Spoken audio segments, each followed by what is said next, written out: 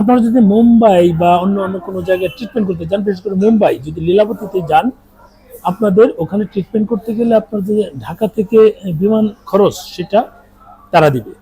এখন কেউ মানে 1000 রুপি দিয়ে ডাক্তার দেখাবে, দেখিয়ে সে চলে আসবে, তার জন্য তারা এত খরচ করবে সেটা কিন্তু করবে না। নিশ্চয়ই বড় রোগ যাদের আছে তাদের ভিসা থেকে শুরু করে, কনফার্ম ভিসা থেকে শুরু করে, বিমান ভাড়া, যাতায়াত থেকে শুরু সবকিছু তারা বহন করবে। বড় যাদের রোগ আছে, বিশেষ করে ক্যান্সারের মতো যদি বড় পেশেন্ট হয়, এটা কিন্তু আপনি টাটা মাটা সাটা যাই বলেন, তারা কিন্তু এই সুবিধাটা পাবেন না, দীর্ঘদিন অপেক্ষা করতে। আবার অনেকে বলে সিএমসি, সিএমসিতে যাওয়ার সুবিধা নাই, খ্রিস্টান মেডিকেল কলেজ, কিন্তু ওখানে ডাক্তার সিরিয়াল, ওখানে যে খরচ। আমাদের ছোট ভাই ও সিএমসিতে ট্রিটমেন্ট করার উদ্দেশ্যে চেন্নাই যায়, দুই হাসপাতালে কম্পেয়ার করে, অ্যাপোলো আর সিএমসি কম্পেয়ার করে দেখে যে অ্যাপোলোতে তার খরচ 1 লাখ টাকা কম হচ্ছে, সিএমসিতে বেশি হচ্ছে এবং সময় বেশি যাচ্ছে।